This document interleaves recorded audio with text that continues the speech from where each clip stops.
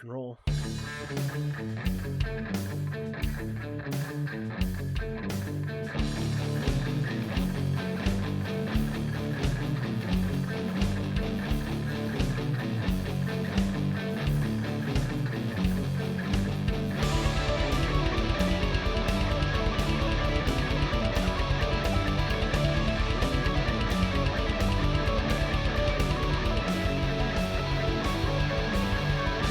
Hey everybody, welcome to another episode of Who's That Anime with your host Stephen Collin.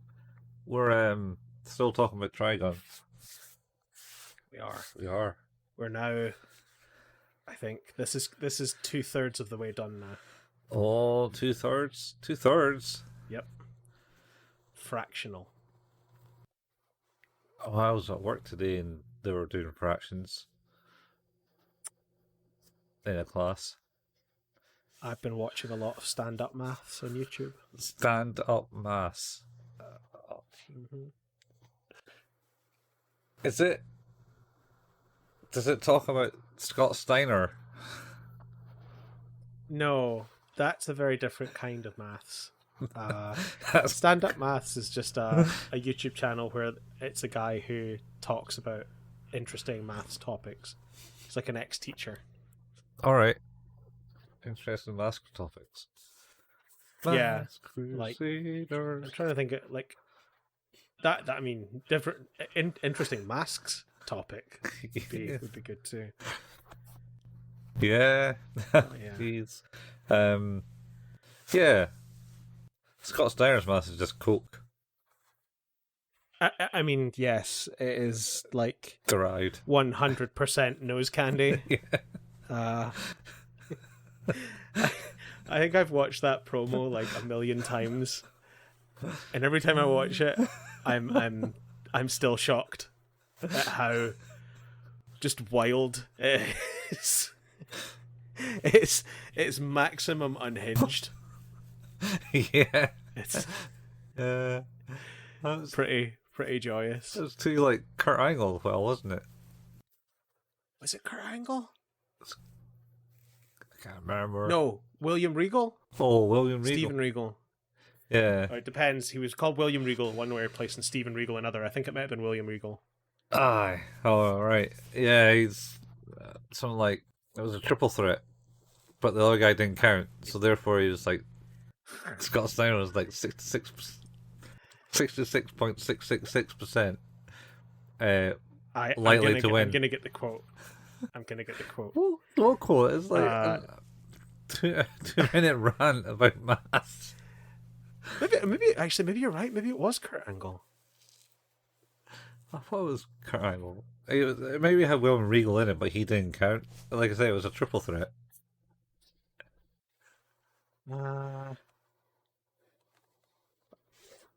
Oh, sorry. P.T. Williams was the guy that he was going up with against Kurt Angle and Samoa Joe.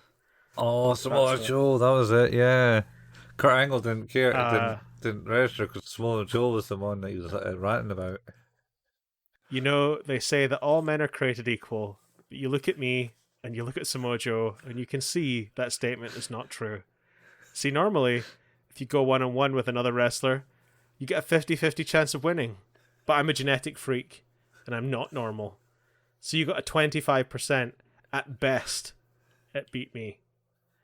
Then you add Kurt Angle to the mix. Your chances of winning drastically go down. The 3-way sacrifice. You got a 33 1/3 chance of winning, but I got a 66 2/3 chance of winning because Kurt Angle knows he can't beat me, and he's not even going to try. So Samoa Joe, you take your 33 1/3 chance minus my 25% chance, and you got an 8 1/3 chance of winning at sacrifice. But then you take my 75% chance of winning if we was to go one-on-one, and then I had 66 2/3%. I got 141 3/3 chance of winning at sacrifice. See, Joe, the numbers don't lie, and they spell disaster for you at sacrifice. Do you know? It's the first time. Like, well, it's sort of like wildly wrong generally, because if someone doesn't compete, your chances are 50-50. But the thing that got me is like, up until a point, at the very least, his bad numbers added up. It was like, okay, yeah, so you got 3, and then you got thirds and 2/3, and this is good. And then it starts to get real wild once you start minusing percentages and adding random other percentages for whatever reason. It's 25%. Yeah, oh my god. It's so fucking unhinged. Oh god.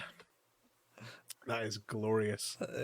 It's one of the better wrestling rants. Of course, you also had like Ultimate Warrior and Macho Man back in the 80s, hooked up on coke. Oh, some of my favorite videos on the internet are the ones where someone has taken like all of the Macho Man's promos and removed all the words and just left in the breaths in. He's just going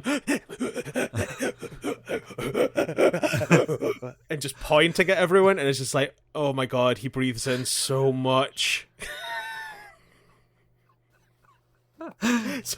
Someone went to real effort to point out, it's like he sounds like sort of a distressed pug. It's incredible. Oh man. Good stuff. To be fair, I haven't watched wrestling since 2003, so 20 years. It's been a long time. Yeah. But I really like watching documentaries about wrestling. Oh, you're talking about the dark side of the ring. Yeah, and there's a season 4 coming out, and I'm really excited about that. And also, I think there's another one called is it like Across the Territories? Maybe. I don't know. Like that. I've not actually watched it. People have mentioned Dark Side of the Ring. It's something I should probably look into, but oh man, that's just some dark Oh, dark okay. stuff. Tales from the Territories. Tales from the Territories. I think it's all about sort of the like, you know, the smaller federations, the local ones. Yeah. Before the WWF became the big thing that it was. WWF? Yeah, it was 3 W's before it was 2 W's. Oh, right. I think it was the Worldwide Wrestling Federation. I love how America does that. Yep, Worldwide Wrestling Federation. Original name of what is now WWE. Yeah. 1963 to 1979. Alright. It's just weird. That's the weird thing that I always find kind of weird in America, where they got like their, you know,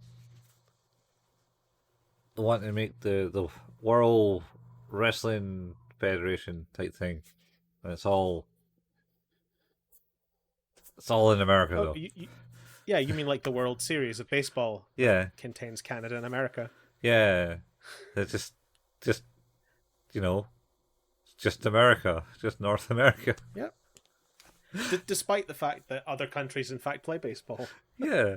Professionally. Yeah. Yeah. Yeah, that's fair. It's very bold. Yeah, they are. I was gonna say, before we start as well, I just want to do a quick recommendation for a non-anime show I've been watching on Amazon Prime called The Good Doctor. The Good Doctor? Yep. Oh. Did you ever watch House? I saw some episodes in the House. So, it's the same guy that did House, the same creator, but instead of the Doctor being an asshole, he's a young guy with autism. Oh, alright, okay. And it's exceptionally good. Is it Hugh Laurie again?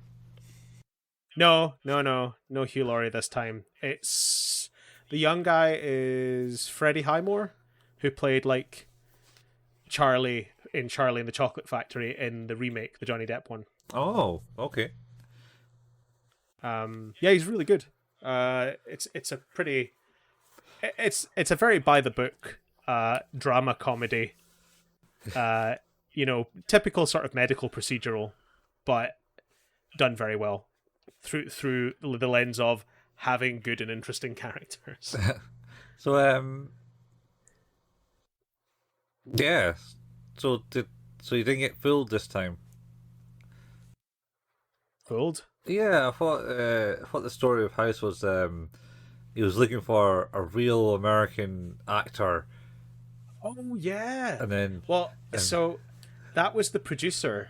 That was Bryan Singer, mm, who was the producer of House, and I think they took all the audition tapes, and I think the story is that Hugh Laurie had done his audition tape from a desert in Africa because he was filming Flight of the Phoenix oh, at the time, and he did his audition tape in a tent and sent it, and they had other British people, I think, apply, and Bryan Singer was like, nah, it can't have any Brits, no more Brits. And he's like, then they watched like Hugh Laurie's, and he's like, this is like this guy, this all-American guy right here. And it's like, I hate to tell you, he's British. But yeah, he ended up getting it anyway. It's so bizarre because it's not. I don't know that American accent that he has exists, but it's very believable. yeah. It took me a while when I saw House. I was like, wait, that's Hugh Laurie. What? Yeah, and you he's, look at it. It's like I don't like the way you're talking. It doesn't make sense. It's not. But that's not the way he talks. And I'm thinking, because he was always like a very uppity, tough type character. Very English. Yeah. Very English. Like, he was superimposed his English, like, to, like, the comical level, because he did, what was it? Jeeves and Wooster. Wooster and Jeeves. Yeah, Jeeves and Wooster, Wooster and Jeeves, and a little bit of Fry and Laurie, and Blackadder. Mm. Oh yeah, and he was like always like the toughiest tough. Well, he was the Prince of Wales in the third season of Blackadder. Yeah, but so he's Prince. Is that when he joined in that one, or was he? That was it. So that I think he may have been in an episode of Blackadder season 2, but I don't think he wasn't a permanent fixture in the second season. Yeah, and then he was Prince of Wales in the third season.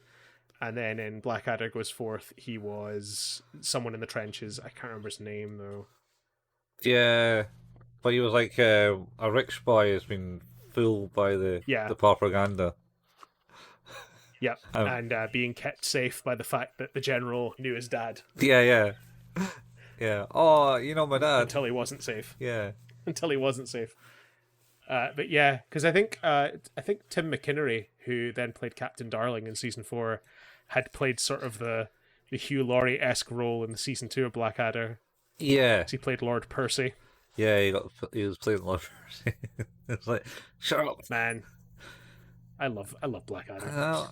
Yeah, and then the first season, I think he was. Well, I don't think Hugh Laurie was in that, but Brian Blessed was in the first season. Brian Blessed was in. The thing about the first season of Blackadder that's particularly interesting is that it's the only one that Ben Elton didn't help write. Yeah. That's probably why it wasn't as good. Well, it's not as good, and also I think it's because Baldrick is smart and Blackadder is a weasel. Yeah. They had the wrong mix with the Baldrick. Yeah. It's still funny. It's just not as good. Like nowhere near as good. Yeah. Oh, just ridiculous over the top. Anyway, that's not what we're here to talk about, Steve. It's not. But I want to talk about Trigun. I want to go back and talk about baseball. Okay. Oh, it's just the end of baseball, and I was going to say that I ended up watching the skit about who's on first base. You ever seen it? Oh, like the yeah. Who's on first? Who's on first? No, that's not. No. No's on first? No, who? That's what I'm asking you. Yeah. I fucked that up, but yeah. Who's They did a bit of that in the Animaniacs as well. uh-huh. And they apparently did something similar in How I Met Your Mother. That's how I kind of stumbled back Oh, onto it. really? Yeah, so Oh, okay. they weren't doing third base, but they had oh, what's his name? The guy from Third Rock from the Sun, the dad, the father figure. Oh, John Lithgow. Yeah, John Lithgow in it, and they're all talking about Yeah. going to a club. So they're all going about like, oh, lame's not lame. Okay is lame or something like that. Are you watching How I Met Your Mother at the No, moment? I just keep watching stupid skits and it comes Okay, on my feed. that's fine. I just wanted to warn you. It doesn't end in a way that's in any way satisfying, and I hate the last couple of seasons. They're very bad. Yeah, no, that's fine. That's all these kind of shows seem to have done the same thing. I think. Um, Yeah. That, the other that one, Animaniacs bit's really good though. yeah. Well, the nightclub one was pretty funny because he even actually put the reference into third base because John Because Lithgow's so John it, Lithgow's like goes third base in the middle of it all. it's Abbott and Costello, right? Ah, I think it is. The Yeah, originator of that. Yeah, because yeah. in Animaniacs it's who, because it's the band's on stage and it's who's on stage. Yes. So yes is on stage. No, who? That's what I'm asking you. Yes. So yes is on stage. No, No. No is on stage? no. No. Then who? Yes. That's what I'm asking you. It's yeah, like it's so good. It goes in. Also very much reminds me of Airplane of Captain Over. Oh, God, no. Over. Yeah. Over under and done. Yeah. Yes. Yeah, I was over under and underdone.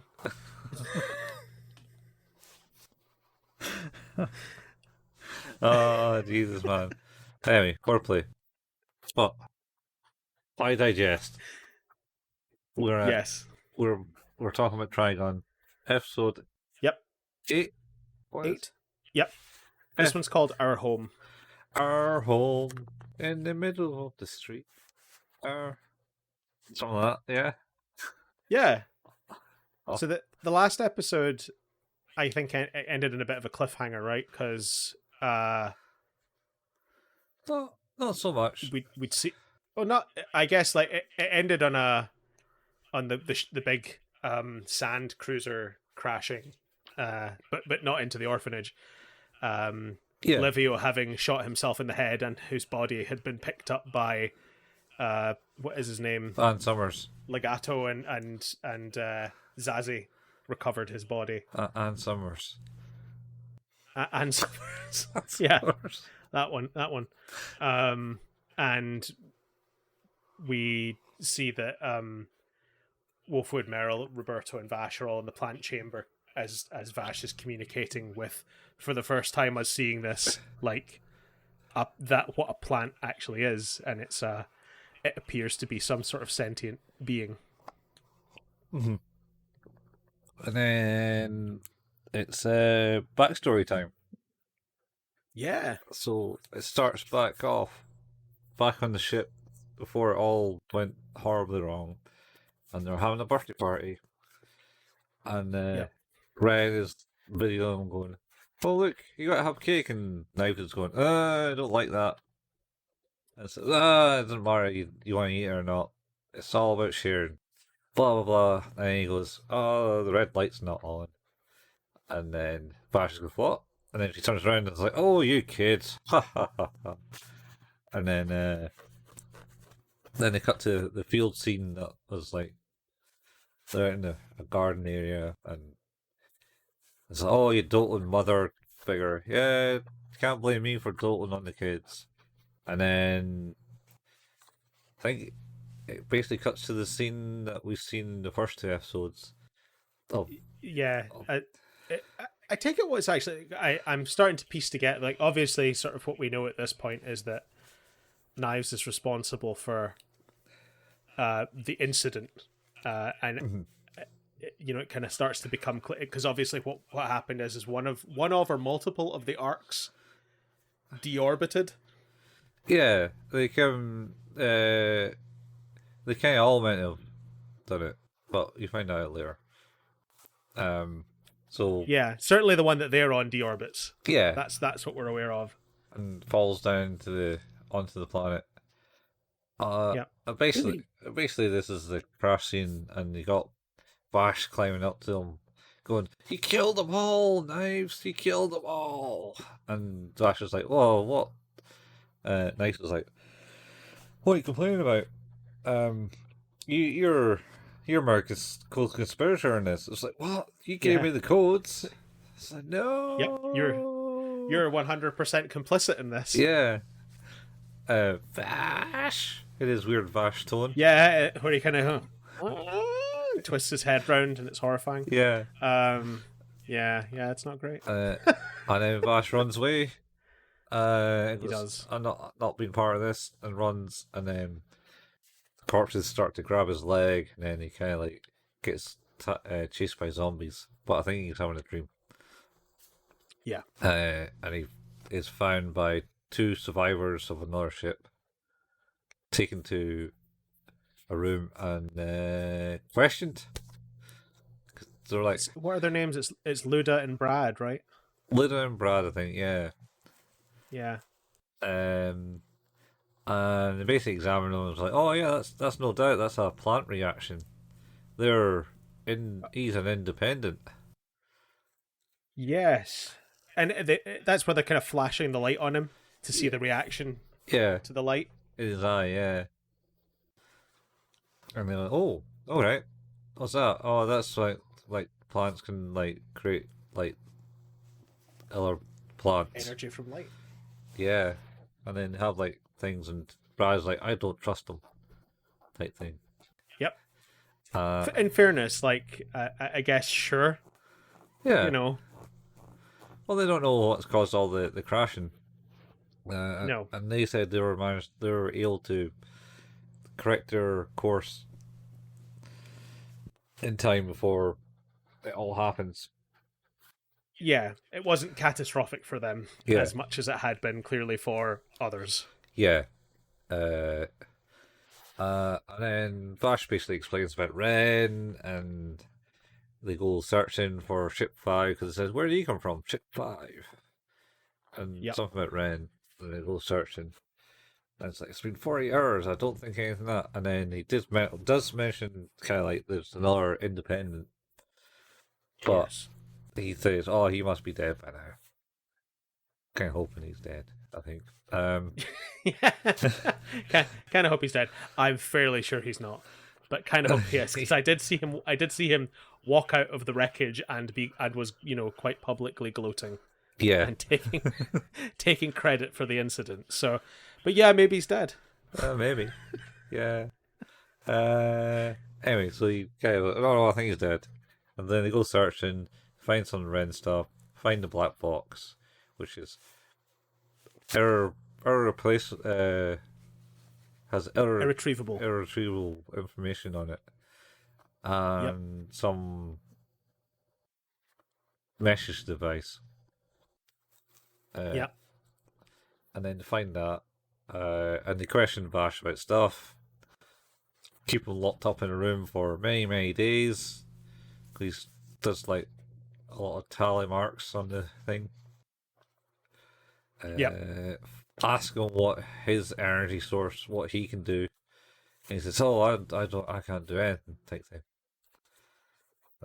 And then We should point out as well is that he doesn't need to eat, yeah, they don't need to eat.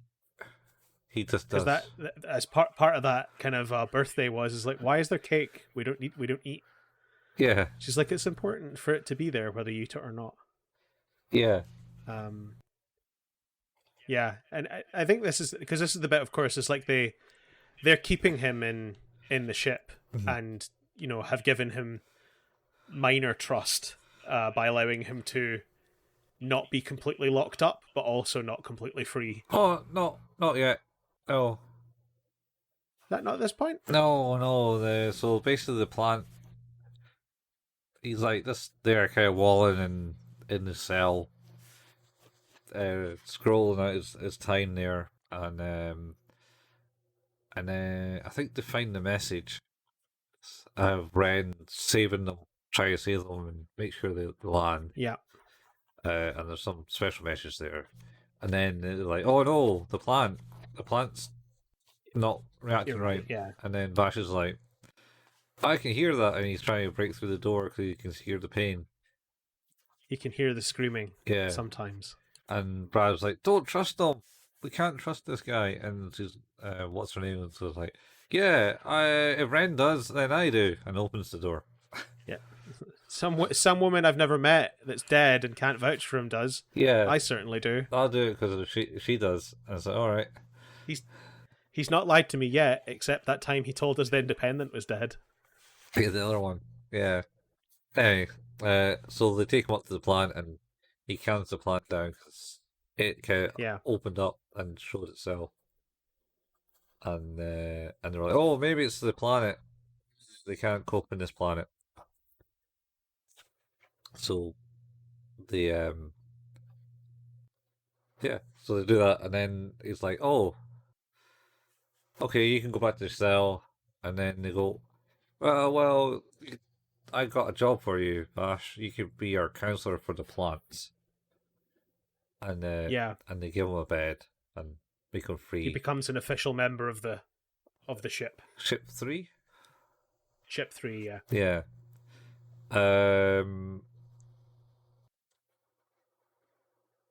Did they change the name at that point? That might be the where they. Well, I got cows getting bored of the calling it Ship 3. We'll call it Home. I think that is where they do change it. Yeah. And yeah, hence the episode name, Our Home. Nothing to do with madness. No. So, yeah, and then he kind of basically goes out with Brad, and Brad kind of like chaperones him. That's it, everywhere. And he's a bit older. Yeah, they're basically now like going to other ships to search for whether it's survivors or, materials or whatever that is. Helping plants out and stuff. Yeah. So they do that. And they're having some bonding moments, him and Brad. Brad? Yeah, Brad. Yeah, because it's kind of nice. I must admit, like, he was vastly skeptical and almost hated Vash. Yeah. He didn't understand. But yeah, he's obviously softened up to him quite considerably at this point. Yeah, because when they first found him and found out he was independent, it's like, "Oh, what? He's just looks like a kid." So yeah, and then he speaks and he sounds like a kid too. What makes this? This is weird. Anyway, so Brad is kind of like being the very butch, macho type of man, but didn't want to admit he's soft and down inside. Yeah. Because even when Luda, basically gets his room, but he says, "I couldn't do it without Brad," and he's like, "Hey, I told you not to tell him about that," type thing. And then, so they were doing that, and he's like, Vash is like, "Oh, Brad, you're actually a pretty nice guy," and he's like, "No, I'm not. I'm just doing this because, it beats being on the ship," type thing. Yep. Here, drink some water. Yeah, I definitely don't care. But here, please look after yourself. Yeah, I don't care. Yeah. And then to go back, I think he gets a bit older. This is I think it's like I think it's like 5 years or something like that have actually passed in between sort of him being dubbed the official plant medic to us seeing him and Brad out in the open spaces looking for other people and other ships to help their plants and their survivors. Yeah. I think after they come back from this is where does he not get his coat? This is where we see his gift. Yeah, he gets his coat, and then I think it's certainly 5 years at this point because Luda speaks to Brad and says, "Oh, I thought you could fix this black box," and he's like, "Ah, it's been many years and technology has progressed somehow in this desert planet."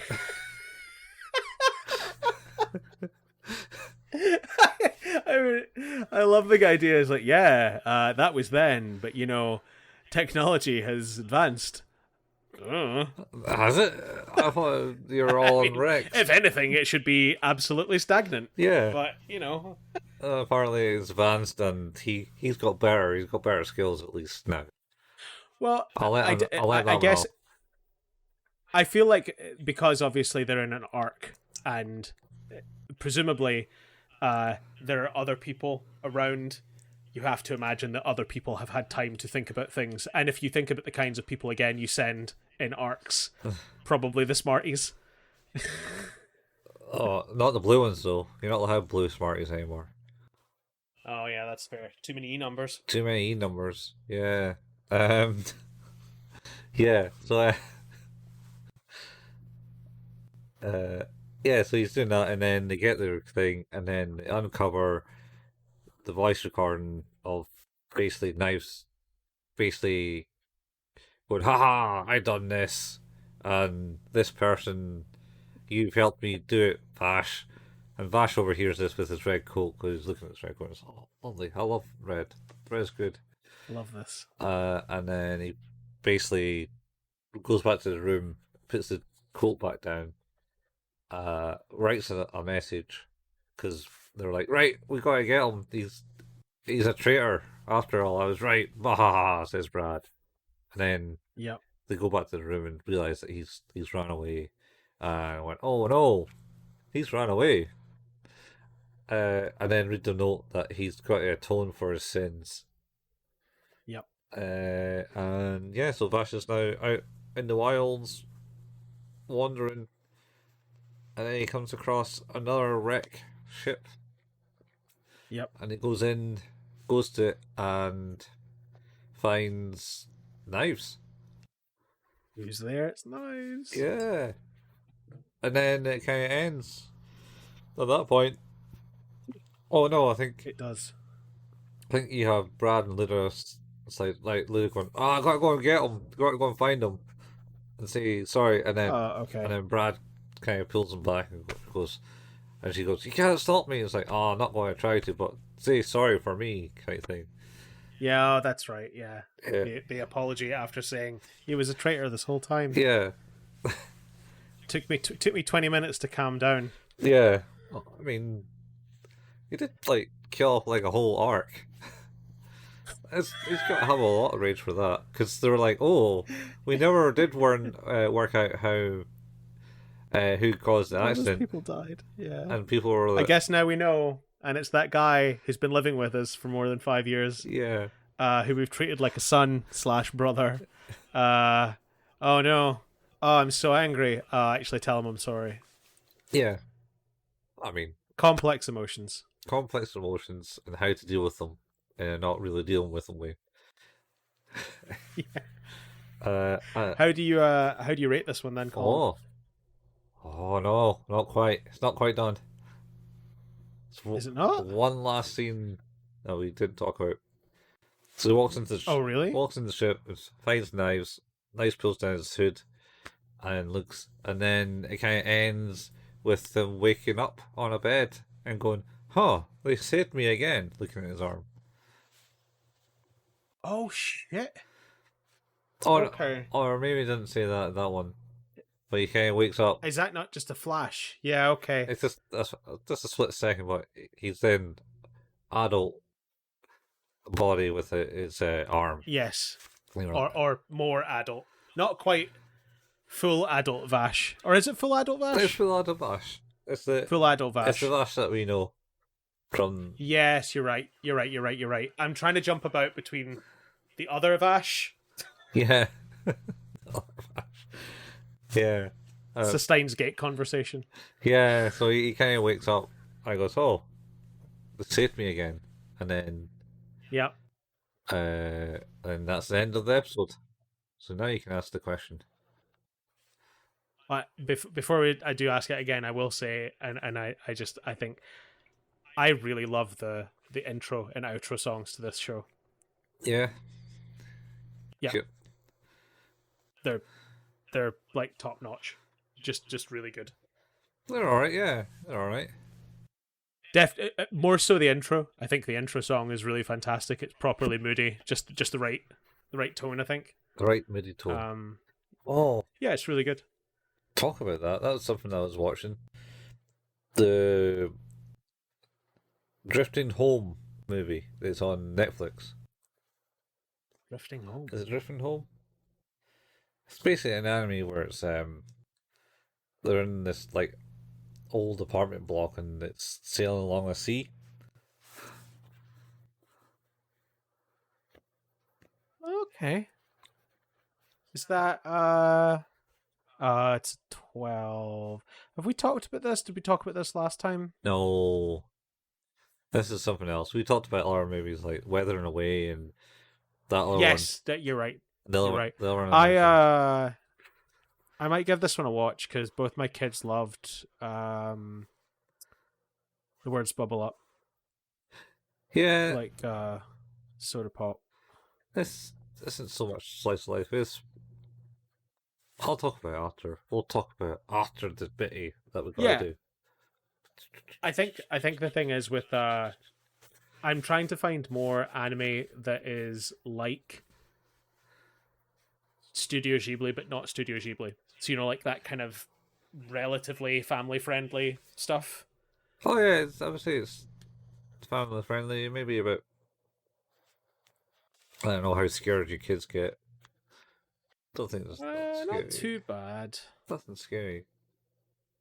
People. Yeah, like my both my kids liked well, words bubble up like soda pop is nothing. It's just Yeah.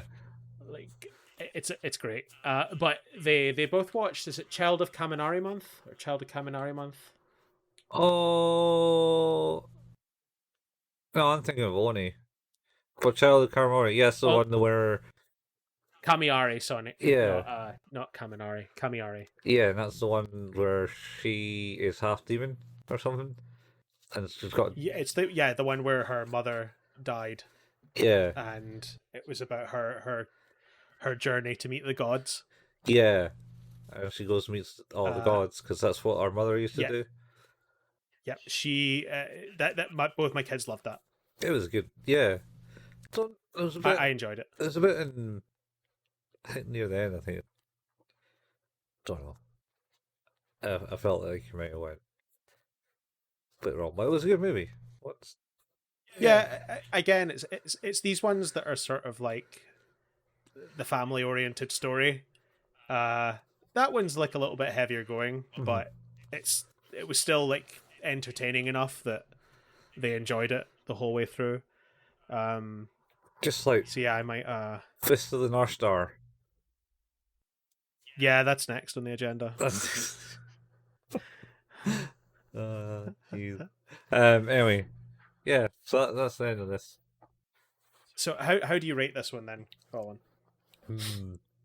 So finally getting the flashback, finally getting the missing information of the past of Vash, the Stampede. And you got lots of humor. They got some nice. Never really quite say if Brad and Ludo are a thing, but they certainly play coy with each other. Yeah, they certainly seem like a couple. Yeah. Whether they are or not. Yeah. Yeah. And you have some fun moments in it with Brad being all macho and Ludo's like, "Oh, shut up, you" type thing and stuff. And yeah, and we get to see where the coat comes from. Yeah, and you find out where the coat comes from. I don't know. I'm going to 8. I'm going to say 8. 8 is where I thought. Yeah. I think it's a good enough episode. And I enjoyed finding out more about the past. It was nice for them to fill in that stuff. Yeah. So. And I kind of like the bit where he just wakes up in this place. Oh, they saved me again. Huh? Haha. aha. Uh, yeah. Yeah, he's good. So anyway, Drifting Away was pretty good. It's kind of it's about death and Okay. and friendships type thing. Well, It's yeah. so basically an older relative passed. Like this Uh person's huh. grandpa passed away, and they're demolishing these buildings, and then one of his best friends slash nearest sister um also kind of like she got over some childhood trauma. Well, not over, but Uh like huh. she felt safe in the place with the childhood trauma, Uh huh. uh, with the grandpa, and then something happened where basically the kid, the grandchild went, oh, but he's not really your grandpa type thing, and then and this is where the grandpa is quite heavily ill in hospital, and he basically shouts Okay. at the grandchild, "It's like you should go and apologize to her now," type thing. And then Uh he huh. never gets to see his grandpa again Okay. in that depths. And then so she's been hiding out in the old apartment building, um, as it's a happy memory for her type thing. Uh huh. Uh, and then some shit happens, and then they get whisked away. The world floods, and they get whisked away into this like floating world where the apartment building is then floating in the sea, and other things from kind of like the childhood past comes Uh rushing huh. by, and they go, "Oh wait, I remember this building. Wait, that got demolished like 10 years ago, or a few years back when we were in third grade and stuff Sure. like that." And it's all about Okay. basically a journey of discovery and self healing. I would say Well, that sounds all right. it's good. And there's a weird tree kid in it for some reason. My kids love Weird Tree Kids. Yeah, he gets his leg eaten.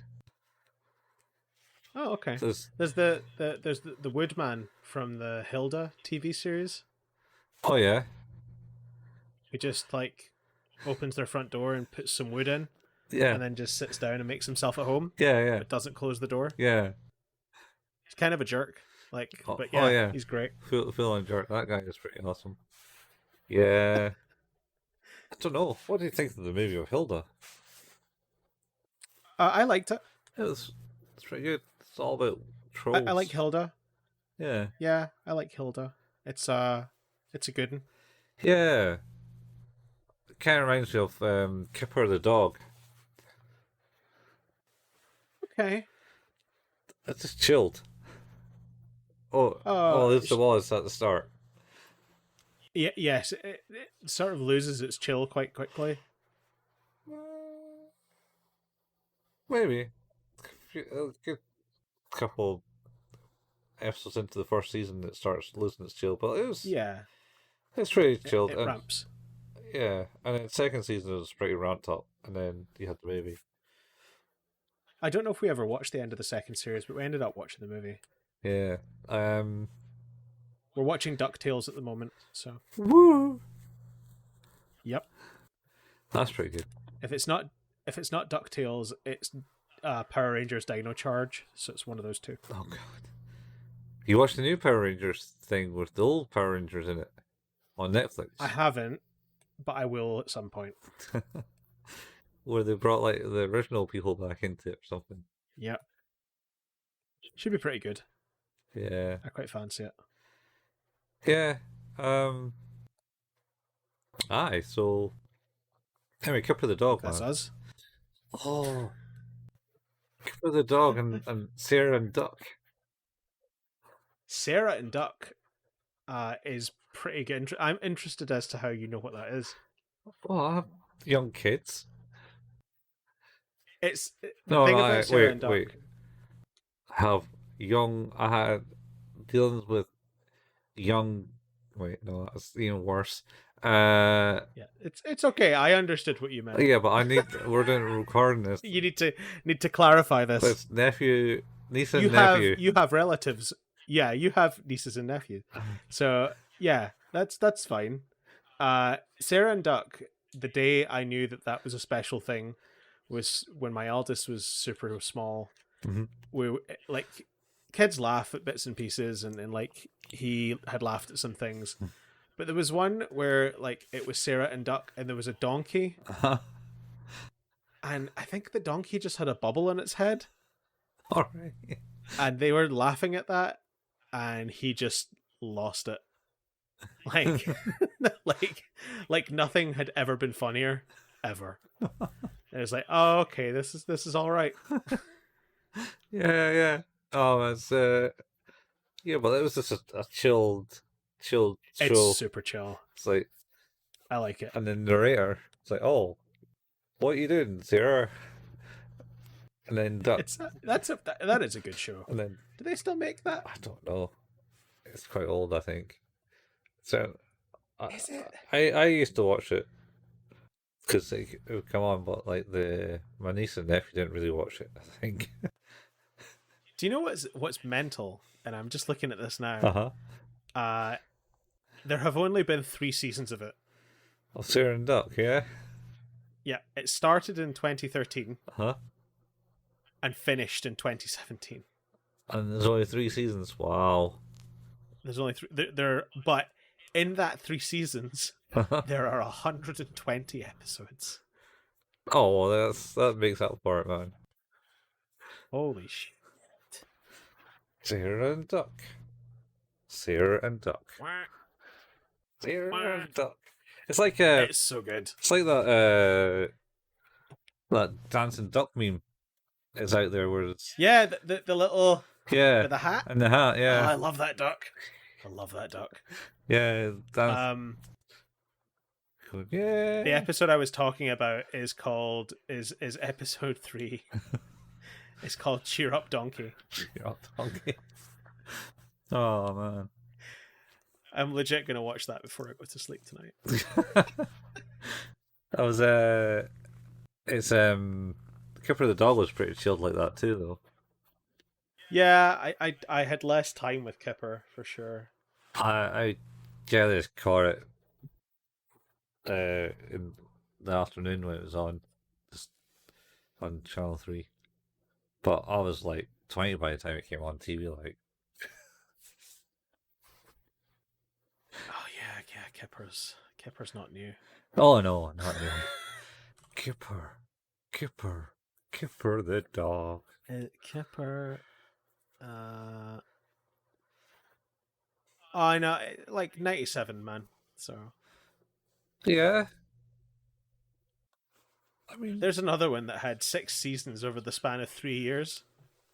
Jesus. Yeah, but 13 episodes a season. Yeah, but 97 I was 16. Yeah. Yeah. I mean, you're not the target demo. Let's be fair. No, but then at that time, age like everyone started watching Teletubbies in like the rec room for whatever reason in school because that was the thing to do. Teletubbies, let's watch Teletubbies. It's like, why it's this shit? Because it's mental. Not as mental as In the Night Garden. No. No. Or as mental as what the fuck is it called? Insane Nightmares for Kids. The Moon Baby. Moon Baby. Moon Baby. Moon and Me. Is that the one where they say noodles all the time? No. This one. Oh, Porridge. Was it Porridge? I'm not sure about that. Oh, It was like, the characters from Moon and Me are mental. I will read you their names now. okay, They are Peppy Nana, Peppy Nana, uh-huh. Moon Baby, Okay, yep, given. Little Nana, Little Nana now, okay. Lambkin, Lambkin, okay. Collywobble, Hey, what? They got me in it.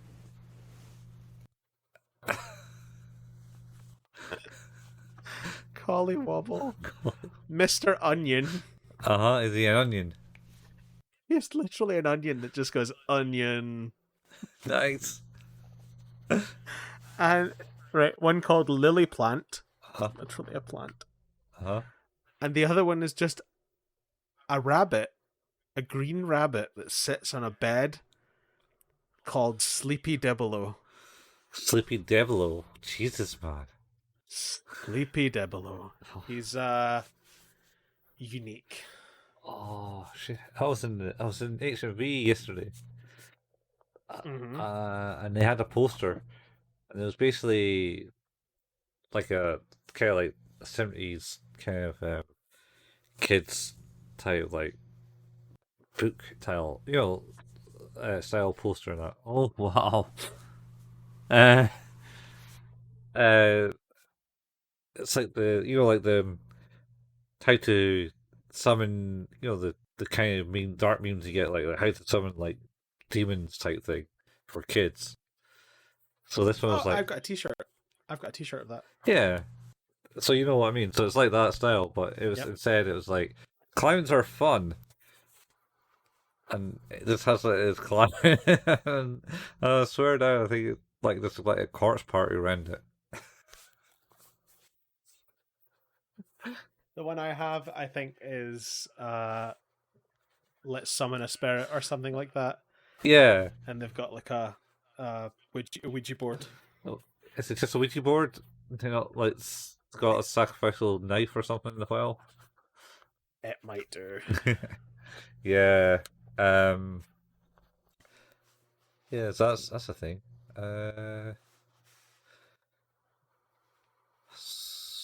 Right. Should probably end this. Yeah, let's summon demons, and yeah, it's a kid. It's not a Ouija board. Sorry, it's a kid lying in a pentagram with other kids around him.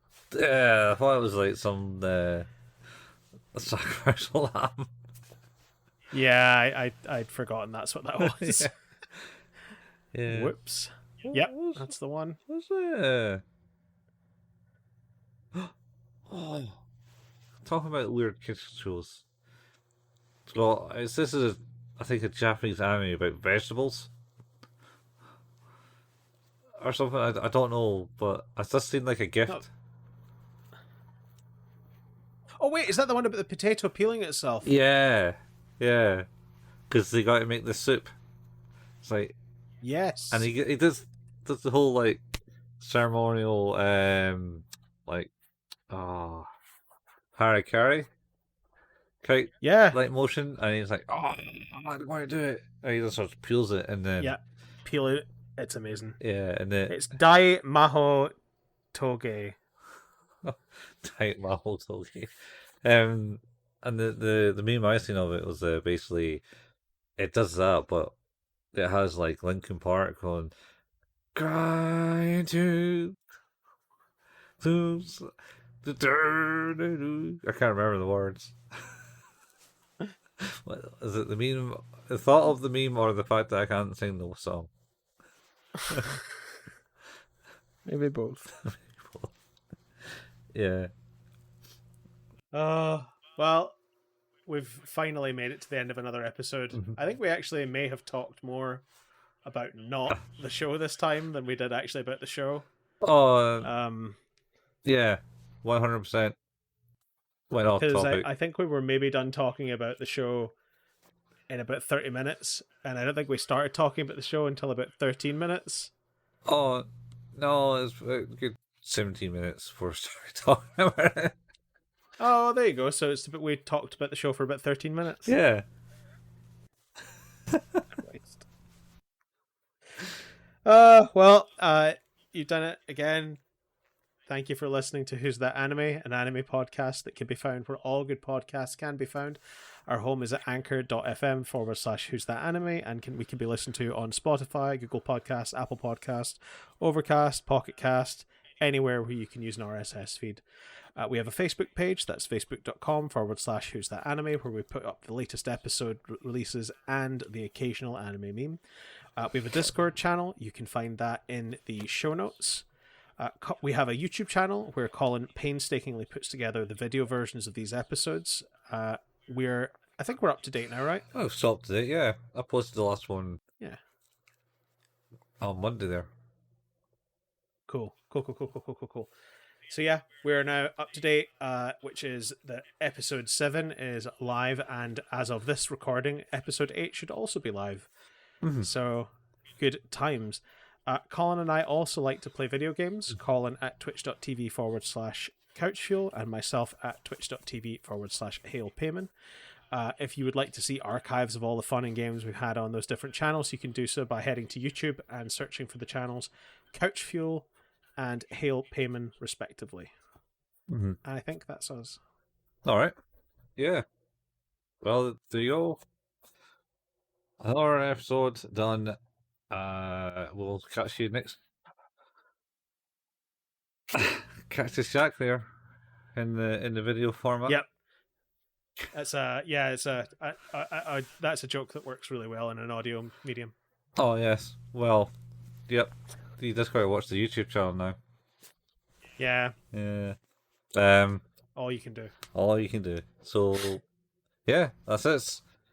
So we'll see you same hour place, same hour time, and the time that we'll see you at. See you then. That's right. That's it.